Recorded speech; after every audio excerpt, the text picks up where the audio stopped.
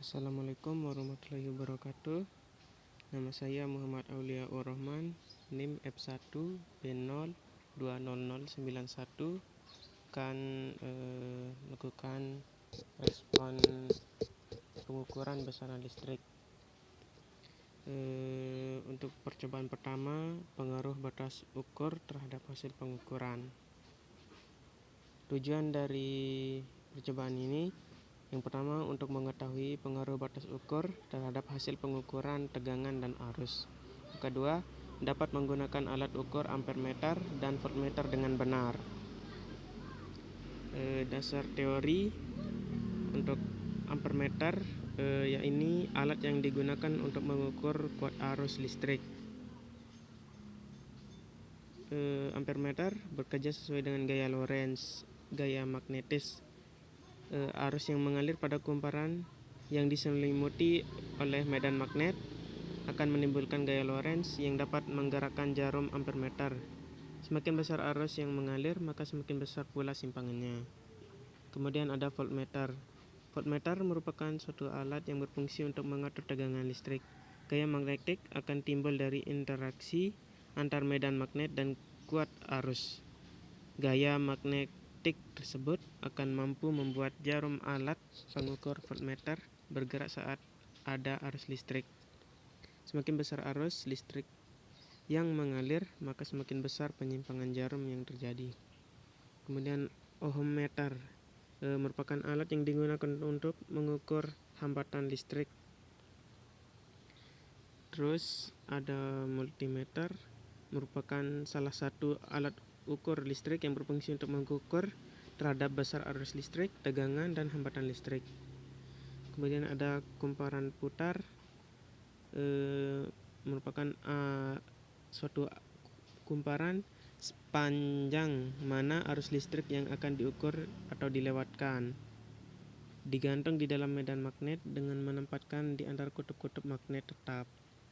Kemudian ada besi putar, yang alat ukur besaran listrik yang beroperasi berdasarkan interaksi antar medan magnet listrik yang besarnya proporsional dengan arus yang melewati koil magnetnya dan inti besi yang terbuat dari ferromagnetik.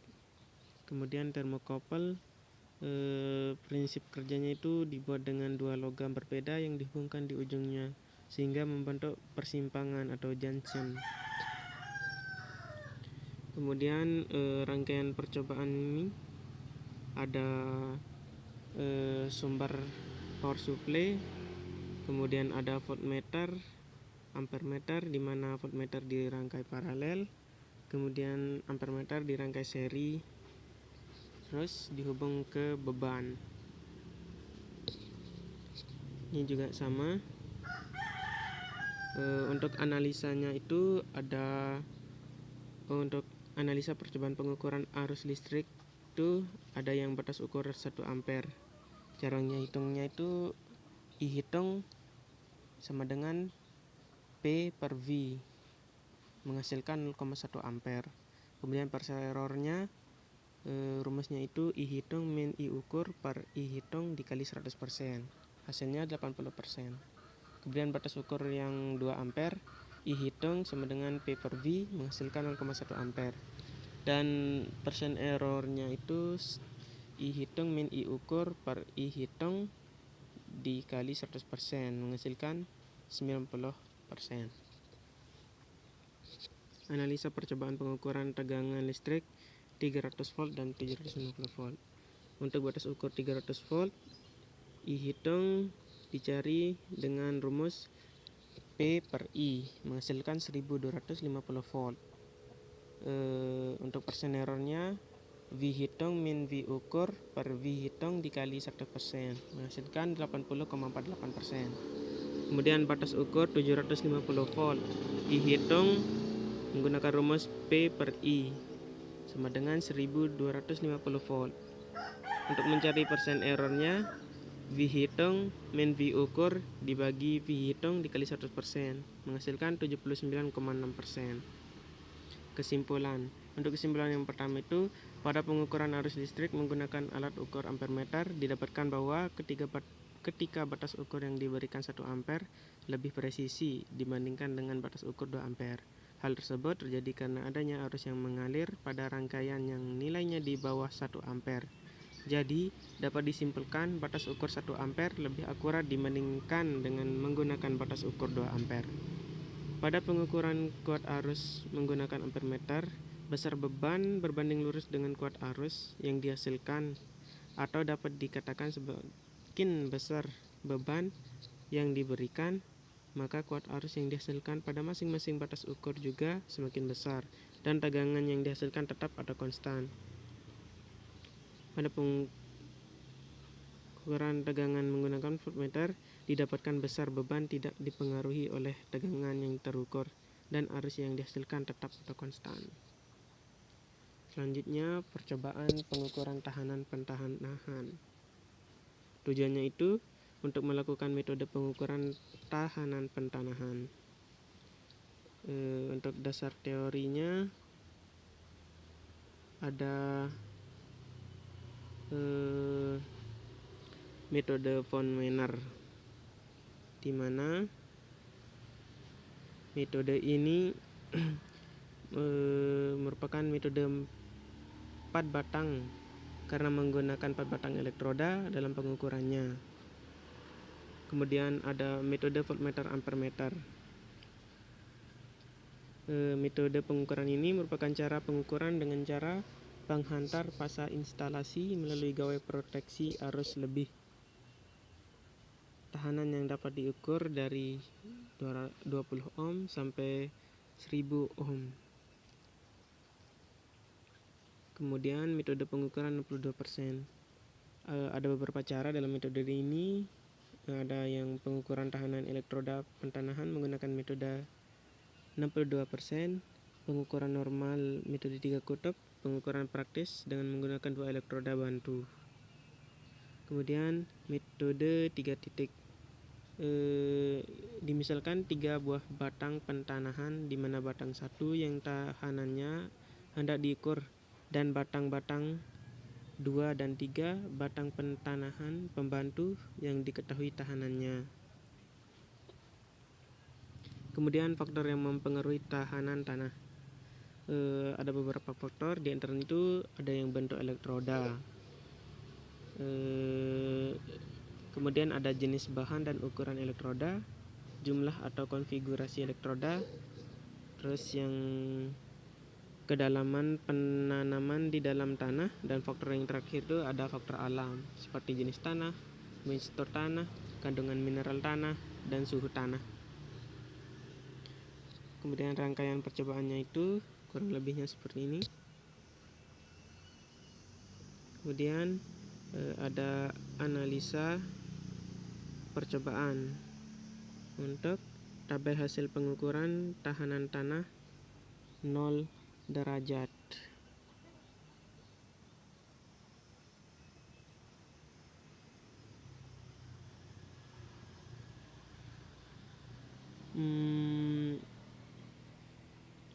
Untuk penjelasannya itu dari tabel ini diperoleh pada saat kedalaman elektroda 0,42 dengan jarak P ke C 2 meter, 4 meter, dan 6 meter. Sebelum dibasahi didapatkan tahanan sebesar 68,9 ohm, 69,3 ohm, dan 69,5 ohm. Pada saat tanah dibasahi dengan jarak yang sama yaitu 2 meter, 4 meter, dan 6 meter, didapatkan hasil pengukuran tahanan sebesar 59,9 ohm, 61,1 ohm, 61,7 ohm. Hal ini mengindikasikan bahwa semakin panjang pengukuran P ke C pada tanah sebelum dibasahi, maka tahanannya akan semakin besar. Begitu pula saat tanah dibasahi, nilai tahanan yang akan terukur semakin besar juga, dikarenakan mengukur tahanan di tanah pasir, yang dimana seharusnya semakin panjang jarak P ke C akan membuat nilai tahanan semakin kecil. Kemudian tabel hasil pengukuran tahanan tanah yang 180 derajat. Berdasarkan tabel ini dapat dianalisa bahwa saat elektroda pada kedalaman 0,5 meter dengan jarak PC dari 2 meter, 4 meter, dan 6 meter didapatkan hasil pengukuran tahanan tanah. Pada tanah sebelum dibasahi didapatkan tahanan tanah sebesar 138,1 ohm, 139,5 ohm, dan 140 ohm. Sedangkan pada tahanan sesudah dibasahi didapatkan hasil pengukuran tanah sebesar 40 ohm, 41 ohm, dan 43 ohm. Hal ini mengindikasikan bahwa semakin panjang jarak PC, maka nilai tahanan tanah akan semakin besar. Tetapi setelah dibasahi, maka nilai tahanannya juga semakin besar, dikarenakan mengukur tahanan di tanah pasir yang dimana seharusnya semakin panjang jarak P ke C akan membuat nilai tahanan semakin kecil. Kemudian kesimpulan. Kesimpulan yang pertama itu, pada percobaan ini untuk melakukan pengukuran tahanan pentanahan digunakan metode 3 titik elektroda. Metode ini menggunakan 3 batang elektroda seperti elektroda E, earth, elektroda P, beda potensial, dan elektroda C, current. Kemudian fungsi sistem pentanahan pada sistem tenaga listrik yaitu bertujuan untuk mengamankan peralatan-peralatan listrik dengan cara mengalirkan arus gangguan ke tanah dan menjaga keselamatan jiwa manusia dari tegangan sentuh. Kemudian pada percobaan ini tegangan tanah yang diperoleh sebesar 0 volt. Hal ini menandakan bahwa tempat pengambilan data tersebut tidak ada tegangan bocor yang dihasilkan. Nilai tertinggi yang diperoleh sebesar 139,5 ohm dan nilai terendah sebesar 59,9 ohm. Dari nilai tersebut dapat disimpulkan bahwa tanah yang digunakan pada saat percobaan tersebut tidak cocok digunakan untuk grounding karena berada di atas nilai standarisasi. Kemudian percobaan pengukuran daya listrik. Tujuannya itu untuk mengenal berbagai metode pengukuran daya listrik dan mengetahui perbedaannya. Dasar teorinya itu ada metode voltmeter ampermeter. Untuk metode voltmeter ampermeter, salah satu pengukuran tahanan yaitu dengan menggunakan metode voltmeter ampermeter. Apabila tegangan V antara ujung-ujung tahanan dan arus I mengalir melalui tahanan tersebut diukur, maka tahanan Rx yang tidak diketahui nilainya dapat ditentukan berdasarkan hukum Ohm berikut, yaitu Rx sama dengan V per I. Persamaan di atas tersebut, persamaan tadi mempunyai arti tahanan ampermeter adalah 0 dan tahanan voltmeter tak terhingga, sehingga kondisi rangkaian tidak terganggu. Kemudian ada metode 3 voltmeter, di mana beban impedansi Z yang dihubungkan seri dengan resistor RV diukur dayanya dengan 3 voltmeter, yaitu voltmeter 1, 2, dan 3. Kemudian metode 3 ampermeter. Pada metode ini resistor R dihubungkan dengan beban Z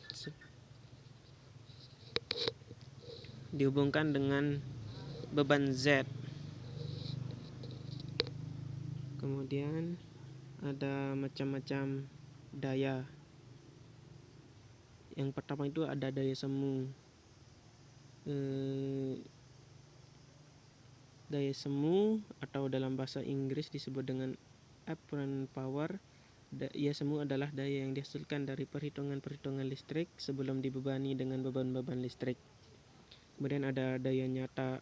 Daya nyata atau daya aktif adalah daya sebenarnya yang bisa kita pakai atau gunakan, dan biasanya daya aktif nilainya lebih rendah dibandingkan daya semu. Kemudian yang terakhir ada daya reaktif, adalah daya yang mengakibatkan terjadinya kerugian-kerugian daya atau daya yang mengakibatkan terjadinya penurunan nilai faktor daya atau KOSPI. Rangkaian percobaan, ada rangkaian metode voltmeter ampermeter di mana ada power supply, kemudian ada voltmeter yang dirangkai paralel, ada ampermeter dirangkai seri yang terhubung ke beban. Ini juga sama, menggunakan 3 voltmeter, power supply, beban, resistor. Kemudian yang metode 3 ampermeter menggunakan 3 ampermeter dan 1 resistor. Kemudian untuk analisa percobaan tabel hasil pengukuran metode voltmeter ampermeter. Untuk tabel ini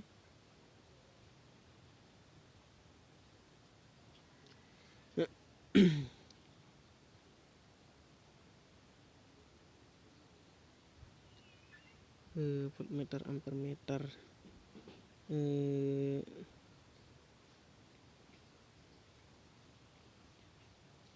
dari tabel dari tabel perhitungan voltmeter ampermeter dapat diketahui bahwa semakin kecil beban maka tegangan yang tetap atau konstan. Hal ini terjadi karena pengukuran tegangan yang dilakukan berasal dari tegangan sumber.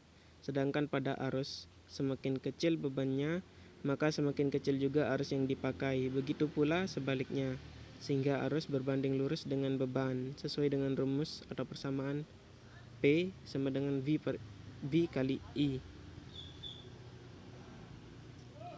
Pada presentasi errornya dapat terjadi karena kesalahan dalam membaca sebuah alat ukur atau alat pengukuran yang kurang baik, yang mana dapat dibuktikan dengan persamaan persen error sama dengan P dikurangi P hitung per P dikali 100%.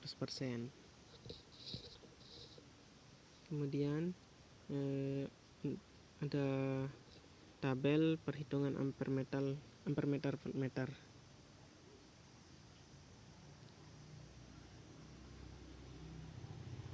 Dari tabel ini dapat diketahui bahwa semakin kecil beban maka tegangannya tetap atau konstan. Hal ini terjadi karena pengukuran tegangan yang dilakukan berasal dari tegangan sumber. Sedangkan pada arus semakin kecil bebannya maka semakin kecil juga arus yang dipakai. Begitu pula sebaliknya, sehingga arus berbanding lurus dengan beban sesuai dengan rumus atau persamaan P sama dengan V kali I.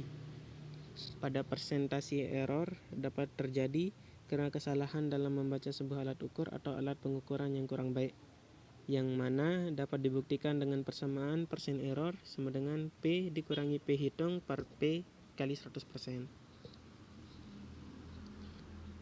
Tabel perhitungan 3 voltmeter.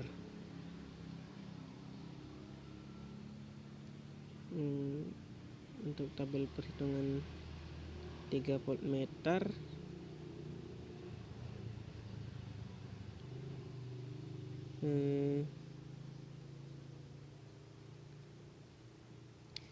dari tabel ini dapat dianalisa bahwa terdapat beban yang semakin redup karena dihambat oleh R atau resistor. Jadi arus yang mengalir akan semakin kecil karena dihambat oleh resistor. Kemudian setelah melewati resistor masuk ke beban yang dirangkai paralel. Ketika beban dinyalakan maka akan terjadi pembagian arus. Jadi arus yang mengalir pada setiap beban akan semakin kecil sehingga tegangan yang terukur pada V1 atau voltmeter 1 sesuai dengan rumus V sama dengan I kali R. Selanjutnya untuk voltmeter 2 berfungsi mengukur arus pada resistansi kemudian masuk ke beban karena arus pada resistansi tersebut sudah dihambat dan hambatannya tetap. Jadi ketika beban semakin dinaikkan maka arus yang mengalir pada beban semakin besar. Sedangkan voltmeter 3 nilainya konstan karena mengukur tegangan sumber langsung dari PLN. Adapun error atau persen error yang terjadi cukup besar, persentasenya sampai 83,61%. Di mana semakin besar daya beban, maka persentase errornya semakin besar. Hal ini dapat terjadi karena selisih jarak daya beban dengan daya hitung terlalu jauh.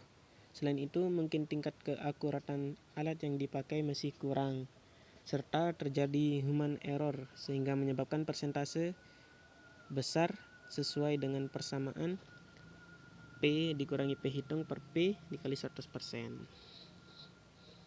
Kemudian kesimpulan, pada metode voltmeter ampermeter dan ampermeter voltmeter dapat kita ketahui bahwa besar tegangan yang dihasilkan konstan atau tidak berubah karena nilainya berasal langsung dari sumber PLN. Dan ampermeter menghasilkan kesalahan persen error sebesar arus yang melalui voltmeter. Kemudian pada pengukuran arus dengan metode 3 voltmeter diketahui bahwa pada V1 terdapat pembagian arus karena beban dirangkai paralel. Akibatnya arus yang mengalir pada setiap beban akan semakin kecil sehingga tegangan yang terukur pada V1 sesuai dengan rumus V sama dengan I kali R. Selanjutnya pada V2, jika beban semakin dinaikkan maka arus yang mengalir pada beban akan semakin besar karena arus pada resistansi tersebut sudah dihambat dan hambatannya tetap. Sedangkan V3 nilainya konstan karena mengukur tegangan sumber langsung dari PLN. Pada pengukuran arus dengan metode 3 ampermeter diketahui bahwa nilai arus pada ampermeter pertama atau I1 dan ampermeter ketiga I3 akan menghasilkan besar seiring beban yang diberikan. Karena untuk menggunakan beban yang besar maka dibutuhkan arus besar pula. Sedangkan nilai arus pada ampermeter kedua atau I2 konstan dikarenakan nilai resistor dan tegangan yang dipakai atau digunakan tetap dan resistornya terhubung paralel dengan sumber. Kemudian pada pengukuran daya dengan wattmeter, besar daya dan intensitas cahaya memiliki hubungan, yaitu semakin besar daya maka semakin besar intensitas cahaya yang terukur pada luxmeter. Jika jarak intensitas cahaya yang diberikan antara 1 meter sampai 2 meter, maka intensitas cahaya pada luxmeter akan semakin besar. Apabila titik pengukuran semakin dekat, begitu juga sebaliknya. Selanjutnya ada percobaan pengukuran energi listrik. Tujuannya itu yang pertama untuk mengukur pemakaian energi listrik dan faktor yang mempengaruhi. Kedua, mengetahui ketelitian kWh meter. Dasar teorinya itu ada kWh meter satu fase, di mana kWh satu fase adalah jaringan listrik yang hanya menggunakan 2 kawat penghantar, yang satu sebagai kawat fase L dan yang kedua sebagai kawat netral atau N. Kemudian ada kWh meter 3 fase adalah jaringan listrik yang menggunakan 3 kawat fase R, S, T dan 1 kawat neutral atau N atau kawat ground. Menurut istilah, listrik 3 fase terdiri dari 3 kabel bertegangan listrik dan 1 kabel netral. Kemudian untuk rangkaiannya kurang lebihnya seperti ini.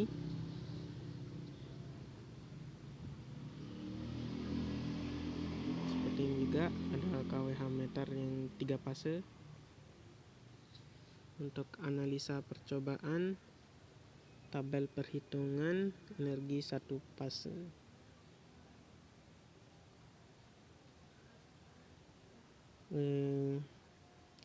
Dari tabel ini dapat dianalisa bahwa tegangan yang digunakan selalu konstan serta beban yang diberikan semakin besar. Akibatnya daya ukur yang diperoleh akan berubah dan arus semakin meningkat karena akibat dari perbandingan arus dan tegangan pada daya. Sedangkan nilai cos Pi selalu bernilai konstan sebesar 0,999. Persentase error yang didapatkan sangat besar dan semakin meningkat seiring dengan bertambahnya beban.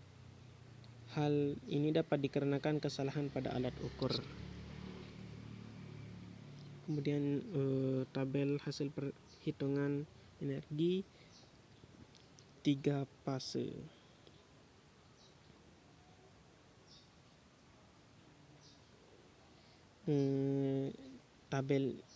Dari tabel ini dapat dianalisa bahwa ketika beban yang digunakan semakin besar, maka untuk piringan pada kWh meter untuk menempuh 1 putaran semakin sedikit dan arus in yang terukur akan semakin besar. Dikarenakan semakin besar beban, maka arus yang digunakan akan semakin besar. sehingga arus in berbanding lurus dengan beban yang digunakan. Dengan beban yang besar dapat membuat KWH meter menempuh 1 putaran lebih cepat. Nilai in hitung dari